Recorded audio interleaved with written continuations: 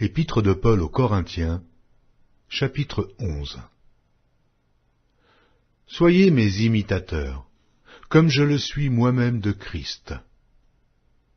Je vous loue de ce que vous vous souvenez de moi, à tous égards, et de ce que vous retenez mes instructions, telles que je vous les ai données.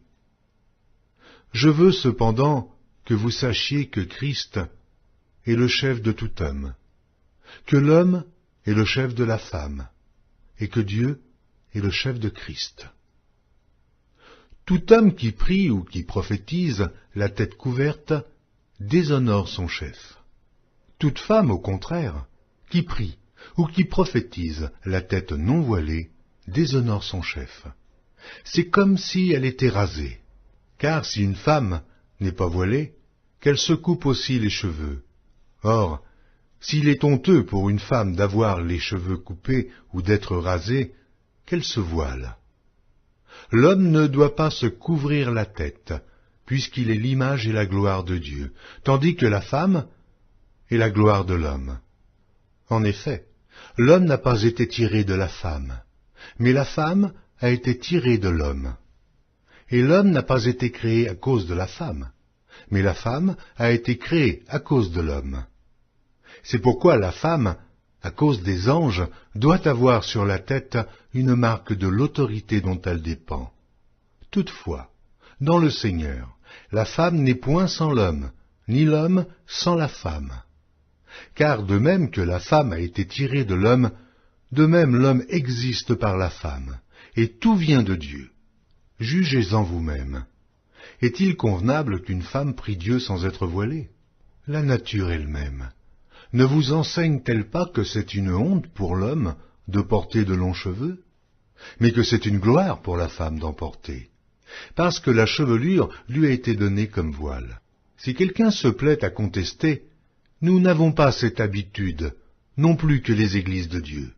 En donnant cet avertissement, ce que je ne loue point, c'est que vous vous assemblez non pour devenir meilleurs, mais pour devenir pires. Et d'abord j'apprends que lorsque vous vous réunissez en assemblée, il y a parmi vous des divisions, et je le crois en partie.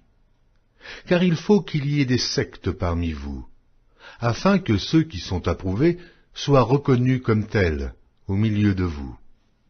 Lors donc que vous vous réunissez, ce n'est pas pour manger le repas du Seigneur, car quand on se met à table, chacun commence par prendre son propre repas, et l'un a faim, tandis que l'autre est ivre. N'avez-vous pas des maisons pour y manger et boire? Ou méprisez-vous l'Église de Dieu, et faites-vous honte à ceux qui n'ont rien? Que vous dirai-je? Vous louerai-je? En cela je ne vous loue point, car j'ai reçu du Seigneur ce que je vous ai enseigné. C'est que le Seigneur Jésus, dans la nuit où il fut livré, prit du pain, et, après avoir rendu grâce, le rompit et dit, « Ceci est mon corps, qui est rompu pour vous. Faites ceci en mémoire de moi. » De même, après avoir soupé, il prit la coupe et dit, « Cette coupe est la nouvelle alliance en mon sang. Faites ceci en mémoire de moi, toutes les fois que vous en boirez. Car toutes les fois que vous mangez ce pain et que vous buvez cette coupe, vous annoncez la mort du Seigneur jusqu'à ce qu'il vienne. C'est pourquoi celui qui mangera le pain ou boira la coupe du Seigneur indignement sera coupable envers le corps et le sang du Seigneur. Que chacun donc s'éprouve soi-même, et qu'ainsi il mange du pain et boive de la coupe. Car celui qui mange et boit sans discerner le corps du Seigneur mange et boit un jugement contre lui-même.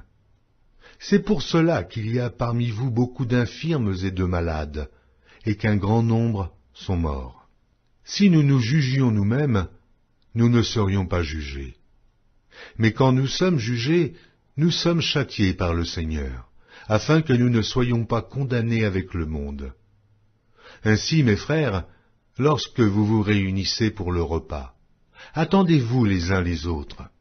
Si quelqu'un a faim, qu'il mange chez lui, afin que vous ne vous réunissiez pas pour attirer un jugement sur vous. je réglerai les autres choses quand je serai arrivé.